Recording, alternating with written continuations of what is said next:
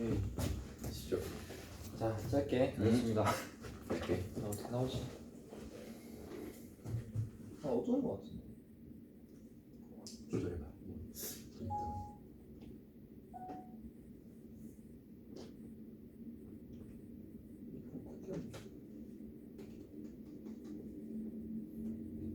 빨리 조절하는 게 안 나오지. 어쨌든 자, 회계학 2탄. 네. 회계학 콘서트 왜 팔아도 남는 게 없는가? 수익과 비용의 비밀에 대해서 또 세계 정말 정리를 해보겠습니다. 일단 영역 2는 저번 책보다는 좀 더 쉬웠다는 거잖아, 그지? 식당이 그냥 이해를 잘했다기보다는 아, 읽기 편했다. 읽기 편했다. 좀 책이 약간 쉽게 설명을 해주니까. 그래서 여기서는 크게 약간 스토리텔링 방식으로 이야기가 전개가 되잖아. 유키라는 주인공 여자 아이가 아버지가 돌아가면서 한나라는 회사를 경영하게 되지. 경영하게 되고 회계를 전혀 모르기 때문에 이름이라는 사람으로부터 회계에 대해서 이제 조언을 받으면서 책은 진행이 되는데, 크게 이 책은 제조업 베이스로 회계를 설명을 하고 있더라고. 나도 모르지만 이제 점점 하나씩 이제 알아가는 재미가 있는 것 같아. 그래서 이 책에서 회계를 뭐라고 설명하는지 혹시 기억나는지 모르겠다. 아, 계속 나왔었는데. 아, 모르겠다. 회계라는 게 우리가 흔히 이제 그냥 팩트라고 생각을 하는 사람이 많단 말이야. 아, 맞아. 근데 숨겨진 이야기인가? 숨겨진. 이게 단순하게 사실만을 드러내주는 게 아니라, 그러니까 회계 관리 기준에 따라서 회사의 정보를 정리한 값인 거야. 기준에 따라서 정리했다. 그러니까 사실에 가까운 근사치.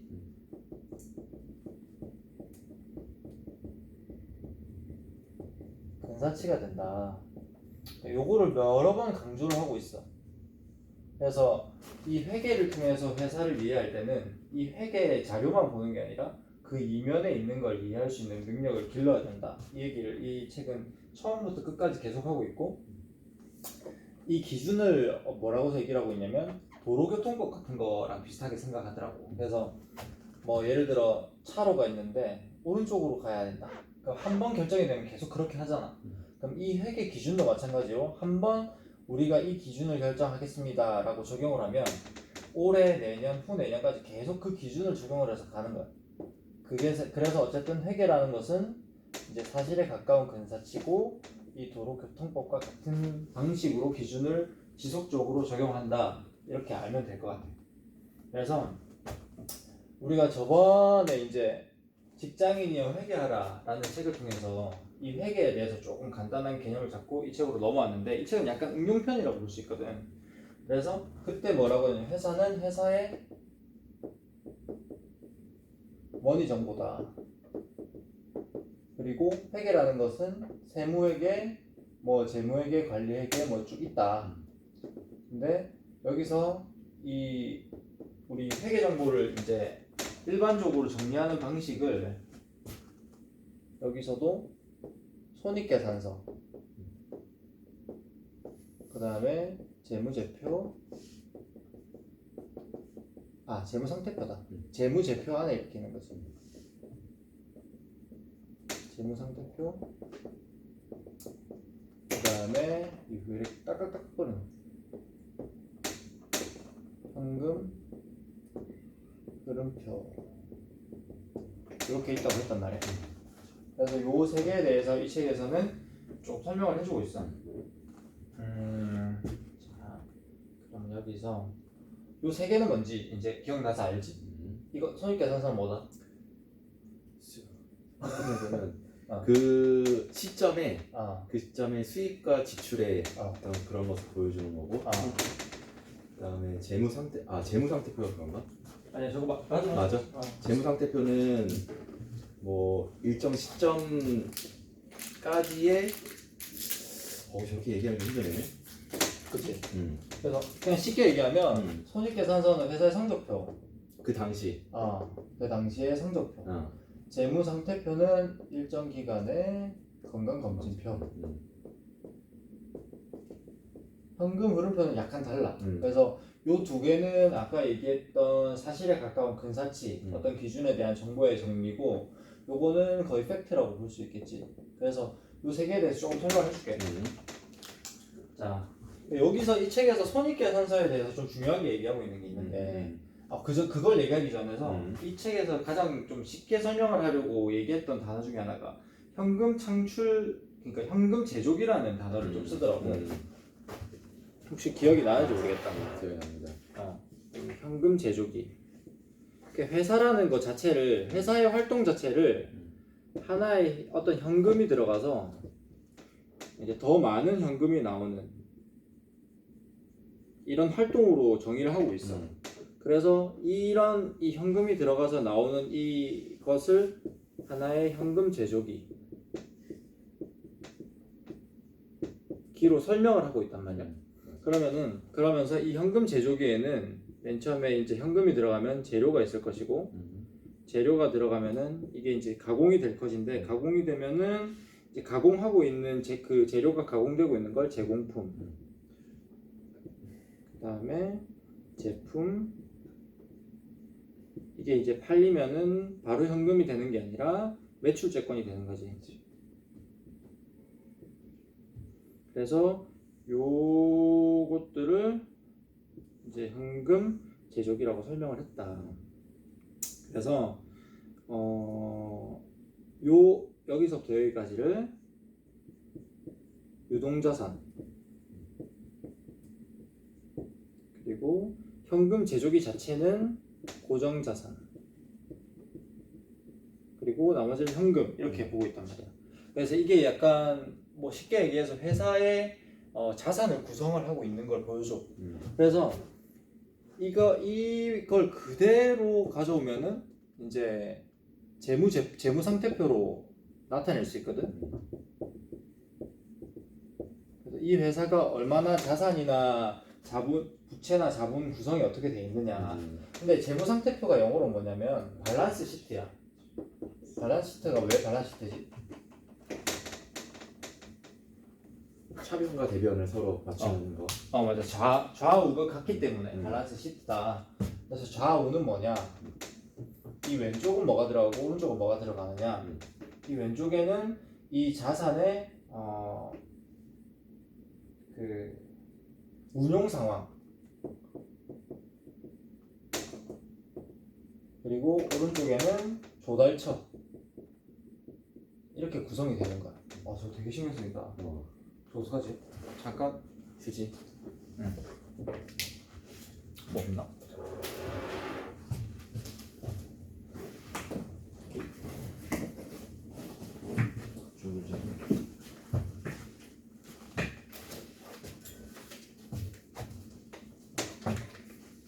이거 때문에 그런가?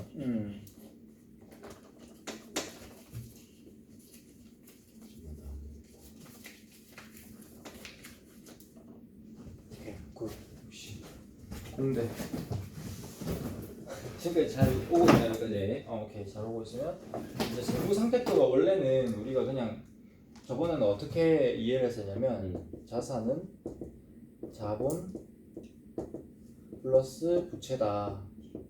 그래서 요걸 나타내는 표다. 그냥 이렇게 수식으로만 생각을 하고 있었는데, 이렇게 자변과 우변이 자금의 운용 상황이고 조달처다라고 생각을 하니까 조금 이해하기 쉽더라고. 그래서 왜? 여기다 너무 등만 보이는 거야. 너는 등만. 나는 등만 보여도 되는데. 상관없어? 네가 이제 나오는 게 중요해. 그래도 이제 등만 보여서. 아니 뭐 그때 얼굴 보였는데. 시행착오를 고 이게 이쪽에서 찍어야 되겠구나. 저쪽에서. 네가 일로 오고 카메라가 저로 가고. 그렇지. 그래 이제 발표자가 보통 오른손잡이니까. 그러네. 오케이, 다음에. 오늘은 뭐 어쨌든 등만 보여서. 괜찮아. 일부러 그랬어. 어쨌든 이 재무상태표를 볼 때 이렇게 보면 된다. 그래서 여기 운영상황이다. 그럼 그대로 이게 오는 거야. 여기 현금, 그리고 여기에는 뭐가 들어가지? 유동자산. 여기는 고정자산. 자산의 운용 상황이 들어가는 거고 여기는 조달처가 들어간다. 조달처 이 조달처란 말은 무슨 말이냐면 크게 돈을 어디서 구해야 되냐. 자본은 보통 타인 자본 이제 자기 자본은 아니잖아. 타인 자본은 쉽게 말해서 부채다. 그럼 부채는 어떻게 또 나누지? 은행에서 빌리는 거 뭐 이런 거. 아. 부채는 그냥 여기도 쉬워. 자기 부채, 타인 유동 부채. 유동 부채. 고정 부채. 이제 부채의 상환 기간에 따라서 이렇게 유동과 1년을 기준으로 유동과 고정으로 나누고 여기는 그냥 자기 자본이 들어가는데 자본에는 뭐 맨 처음에 투입된 납입 자본금이나 그다음에 이익이 나서 넣는 이익잉여금이 여기에 들어가는 거지. 자, 이렇게 이제 재무상태표를 이해를 하면은 조금 쉬워. 여기서 조금 하나 더 나가서 볼 수 있는 이해할 수 있는 게 감가상각 있잖아. 감가상각이 뭐지?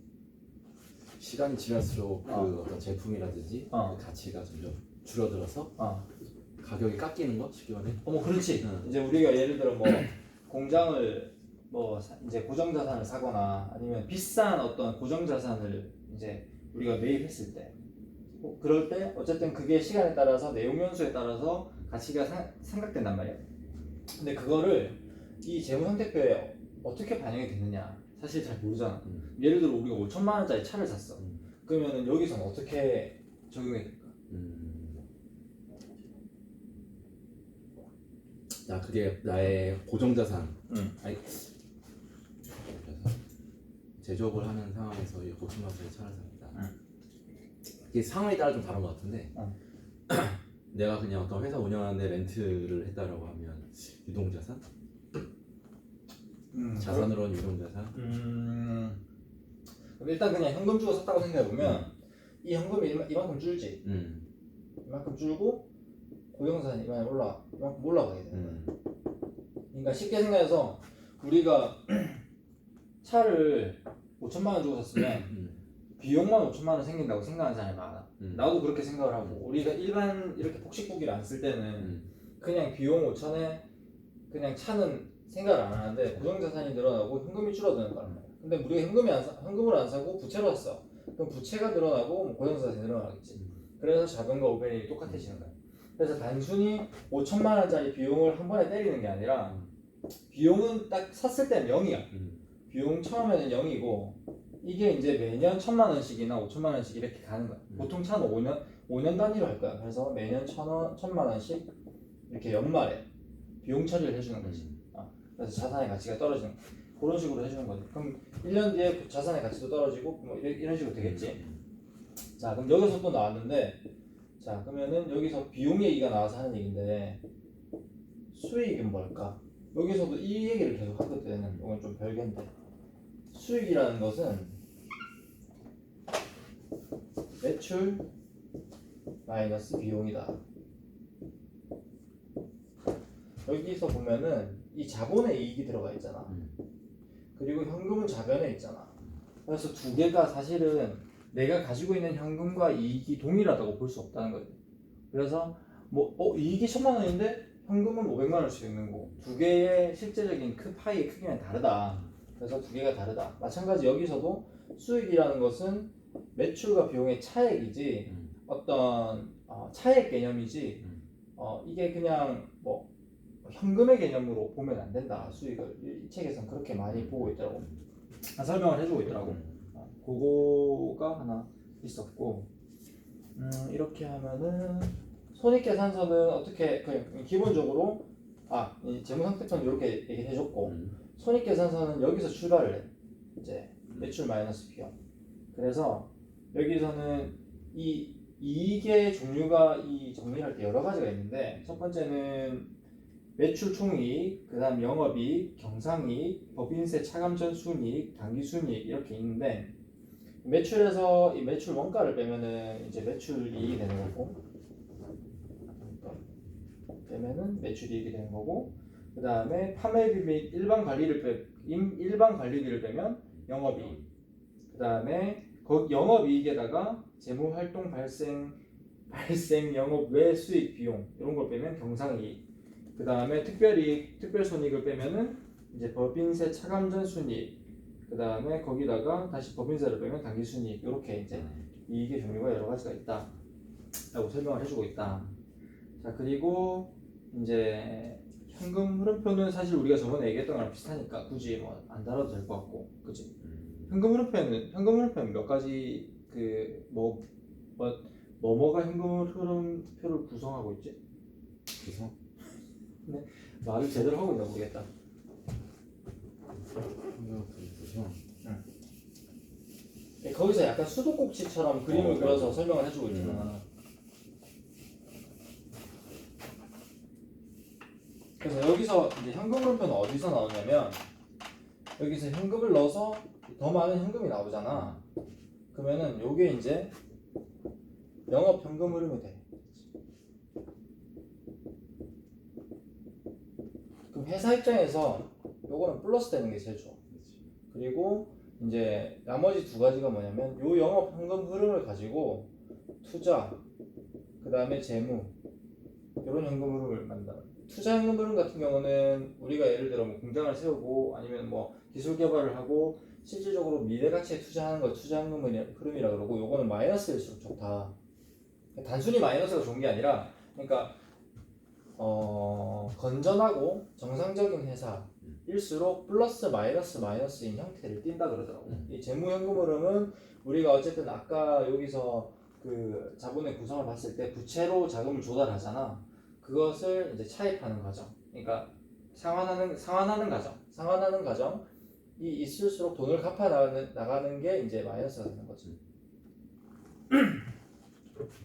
그래서 플러스 마이너스가 좋다.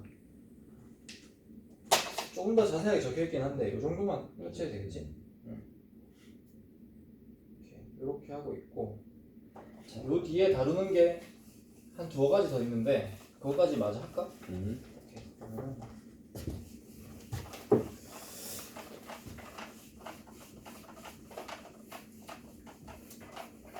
요거는 저희가 그 저번에 배웠던 거랑 거의 비슷한 수준이니까 요 개념만 약간 다르는 거고. 자, 그래서 이제 여기까지 갖고 자, 여기서 그 다음 얘기하고 있는 게 현금주의 경영. 이건 좀 어렵더라. 그리고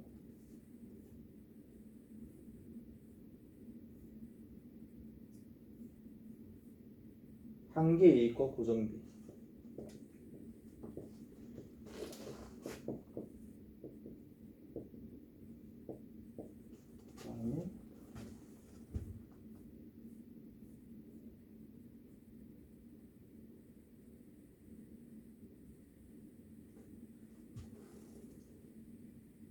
주주가치 측정하는 방법.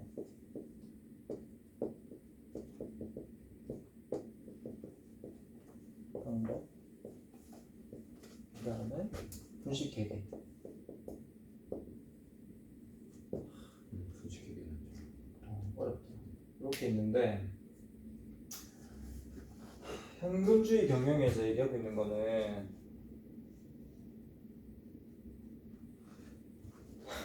참 어려워서 책에 적힌 대로만 얘기할게. 운전자본은 유동자산 마이너스 유동부채. 이것은 외상 매출금 플러스 재고 마이너스 외상 매입금. 요거를 0 이하로 유지하는 게 중요하다 라고 했어. 왜 그럴까? 예상 매출금 플러스 재고를, 그러니까 이게 커지면 좋은 거고, 그렇지. 이게 커지면 좋은 거고, 이게 작아지면 좋은 거지.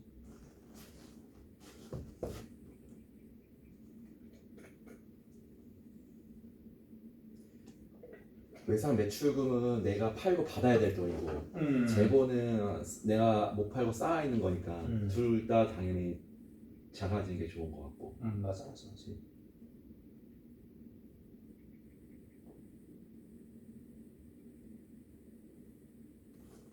이게 커지면 좋다는 개념은 외상 베이크. 그러니까 남의 돈으로 사업을 하면 할수록 좋다 뭐 이런 개념으로 적혀 있어. 그리고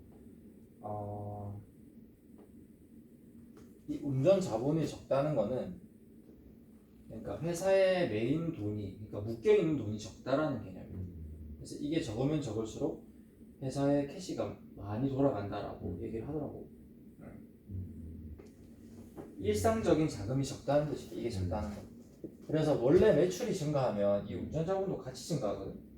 특히 삼성전자 같은 거는 이게 매출 증가랑 거의 비슷하게 가. 그러니까 그런 제조업 베이스는. 근데 이제 뭐 네이버나 IT 회사 있잖아. 매출이 올라가는데도 운전 자본은 점점 감소해 이렇게 차지하는 비율이. 그래서 이 운전 자본의 비율이 사실은 좀 회사를 보는데 좀 중요하다고 하더라고. 오케이. 요게 이제 현금주의 경향. 사실 내가 100% 이해한 건 아니라서 이렇게 적혀 있어. 개념만 이해하고 외우고 가죠. 그 다음에 한계이익과 고정비. 여기서는 한계이익이라는 단어 요번에 처음 들었는데 한계이익은 매출 마이너스 변동비다. 이 변동비는 고정비를 제외한 나머지 비용이야. 특히 우리가 재료비를 얘기하지. 그럼 고정비는 뭐냐?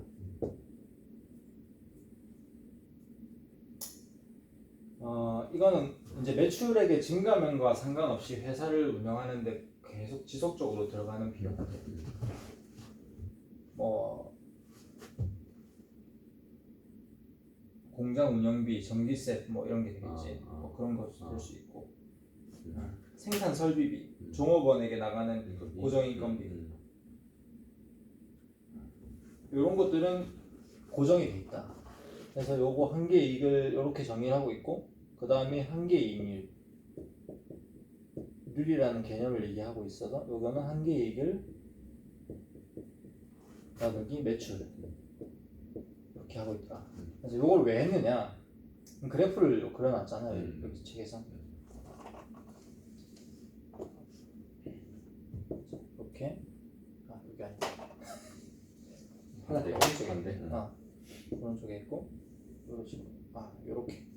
이렇게 해서 요건 매출, 요건 한계이익. 이 고정비는 일정하니까 이렇게 고정. 그래서 매출이 증가할수록 한계이익이 증가하는 요런 그래프, 요 기울기를 한계이익률이라고 하더라.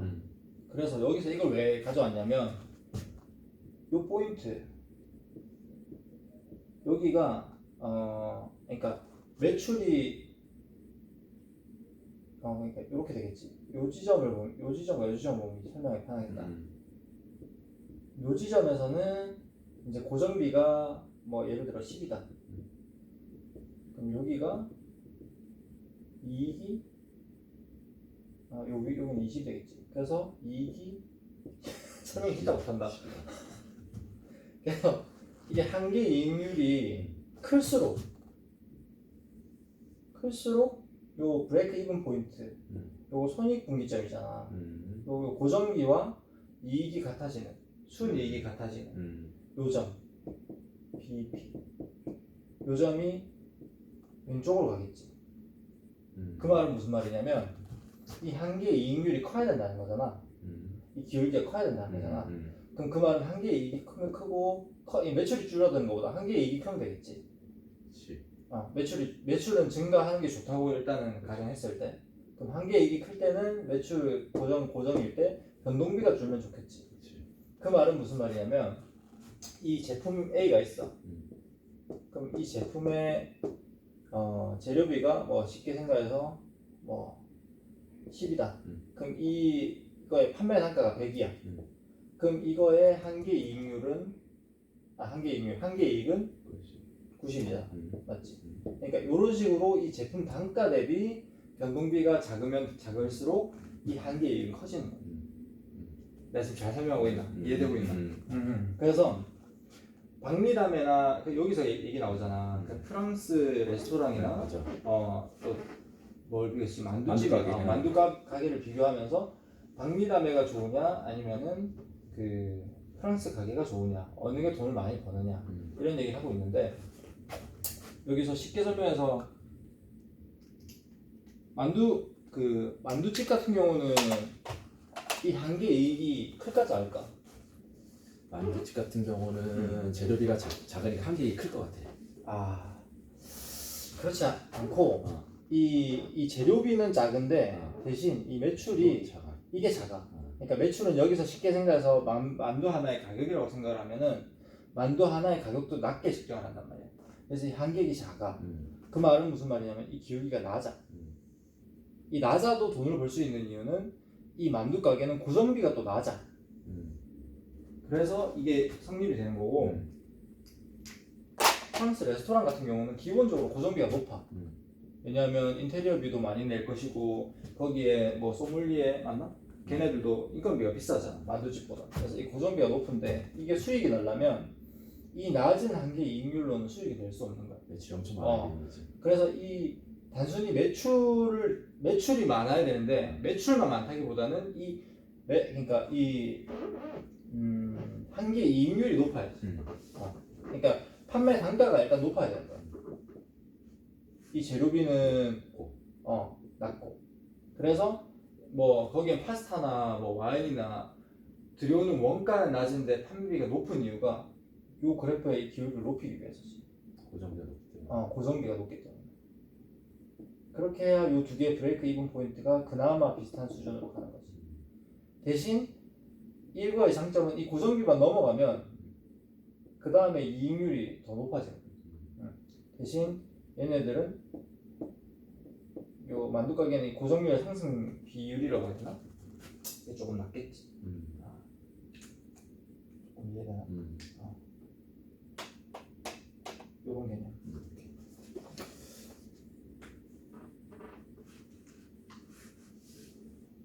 그래서 여기서 한계 이익률이 뭐 예를 들어 50%다 라고 가정했을 때 고정비가 100원이다 그러면은 200원을 벌어야 이 브레이크 이븐 이 100을 50으로 나눴을 때가 브레이크 이븐 포인트다 라는 내용이 책에 있어. 이게 이제 한계 이익과 고정비 이거가 어디에 좀 그러니까 그 제조업 하시는 분들은 내 손익분기점이 어디고 내 판매 단가를 어느 정도로 해야 되고 내 고정비가 어느 정도로 나가고 있다 이런 거를 좀 계산하는데 중요한 것 같아. 이 책에서 하나의 예가 나오잖아. 어떤 예가 나오냐면 이 제품을 중국에서 생산하느냐 한국에서 생산하느냐 그 얘기를 나오면서 고정비에 대한 개념을 좀 설명을 해주는데 아까 이 표에서 이렇게 고정비가 쭉 있잖아. 근데 이 고정비가 예를 들어 뭐 40이다. 근데 이 회사의 뭐 공장장이 이거를 외주를 줘서 중국에서 생산을 해야 된다라고 계속 설명을 하는 거야. 그 이유 중에 하나가 지금 현재 캐파로 생산하는 것보다 더 많이 생산해야 하기 때문에 그건 뭐라지? 시간의 수당도 줘야 되고 비용이 더 나간다. 뭐 이런 얘기를 하면서 쭉 얘기를 하는데 이 책에 이즘이라는 사람이 이제 설명을 해주면서 어찌됐든 지금 이렇게 설명하면 안 전달이 안 되겠다. 왜? 좀 어려워서 이게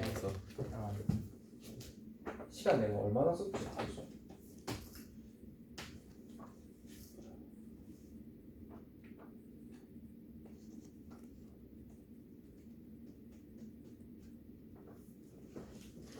벌써 한 20분 썼지.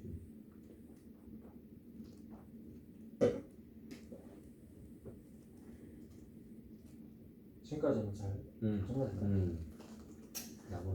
하여튼 여기 어쨌든 책 보면 고정비가 늘어나는 게 아니라 고정비는 고정되어 있는 걸로 생각해야 된다라고 하여튼 거기 메시지 적혀있어. 내가 설명 못하겠다. 그 다음에 주주가치 측정법. 자, 주주가치 측정법은 첫 번째 주식 시가총액법. 총액법. 이건 우리가 흔히 알고 있는 주가 곱하기 발행 주식수.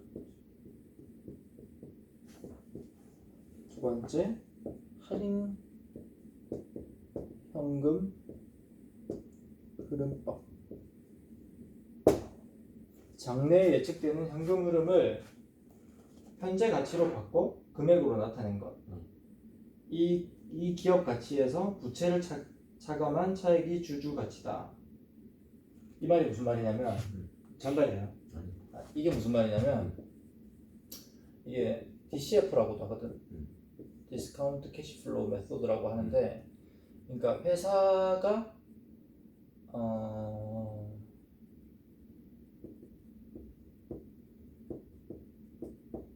영업이익을 내잖아. 그러면 이 영업이익이 플러스 현금인 거잖아. 그렇지? 그러면은 이 회사가 있어. 쉽게 생각해. 그러면 올해 10원, 내년에 10원, 20원, 후내년에 30원 이런 식으로 사업 계획을 짜잖아.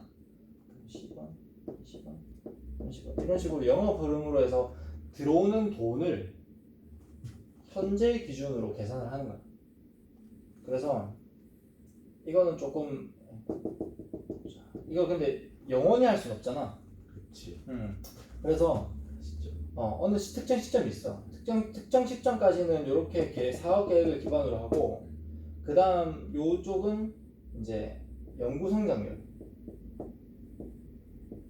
이렇게 해서 이 회사에 영원히 얘는 성장할 것이다. 몇 퍼센트? 그런 식으로. 옛날에 페이스북 이 상장할 때 DCF로 이 연구 성장률을 7%인가 성장을 해가지고 완전 난리가 난 적이 있어요. 이거는 그렇게 높게 원래 측정을 안 해. 왜냐면은 이게 미치는 영향에 대비 이거가 미치는 영향이 어마어마하거든. 그래서 보통 뭐 한 2, 3% 하나? 뭐 잘 모르겠다. 그래서 그렇게 한다더라고. 1, 2% 하나.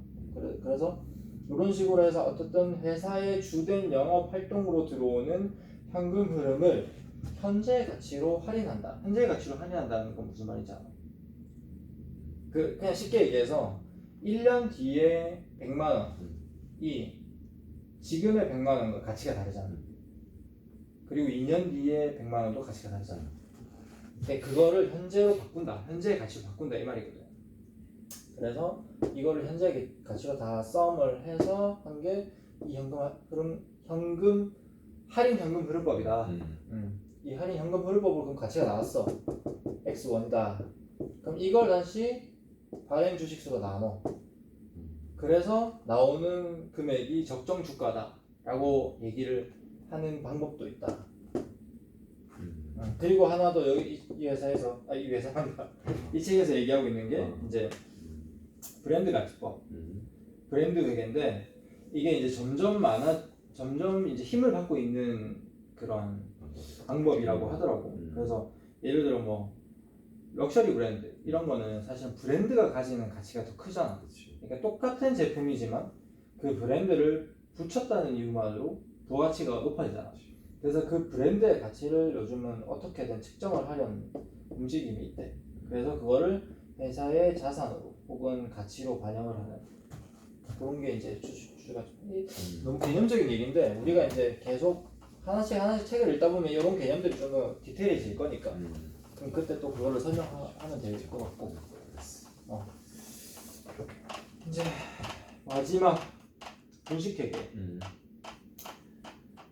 이건 좀 사실 좀 어렵긴 한데, 일단 그 회사의 경영자 입장에서 이 책의 주인공인 유키는 이제 회계에 대한 지식이 없으니까 그 회계팀 팀장이나 뭐 이제 이 서로 간의 알력 다툼, 서로 간의 어떤 대립으로 인해서 이 유키를 몰아내려고 이제 분식회계를 하는 그런 스토리인 거지. 그렇죠. 사장님 네가 들어오고 나서 이 회사 실적이 나빠졌다 라고 오히려 그걸 뭐라고 역분식? 아마 역분식이었나 그럴 거야 아마. 역분식을 해서 회사의 가치가 줄어들게 만드는. 그래서 여기에는 옛날에 닛산의 뭐 사례까지 들면서 좀 설명을 해주고 있는데, 어쨌든 분식회계.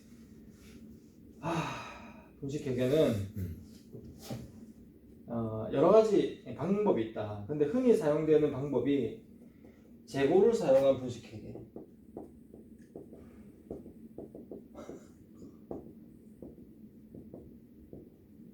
그 다음에 외상 매출금을 사용한 분식회계. 그리고 세 번째가 단기 비용을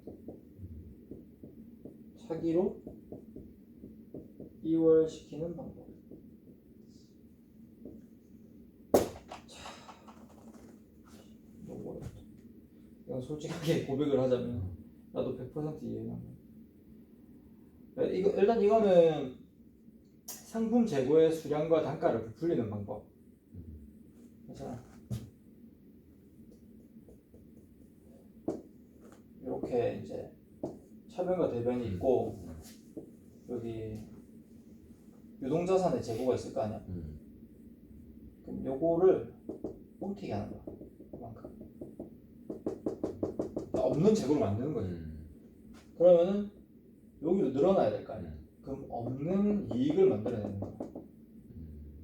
그래서 단기의 이익과 그러니까 이익을 늘리는 요 방법.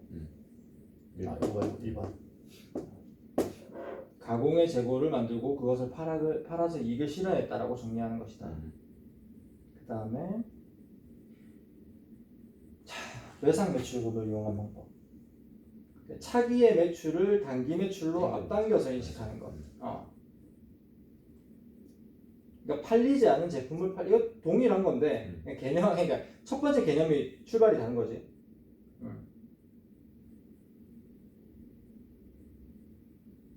이해되냐? 차기의 매출.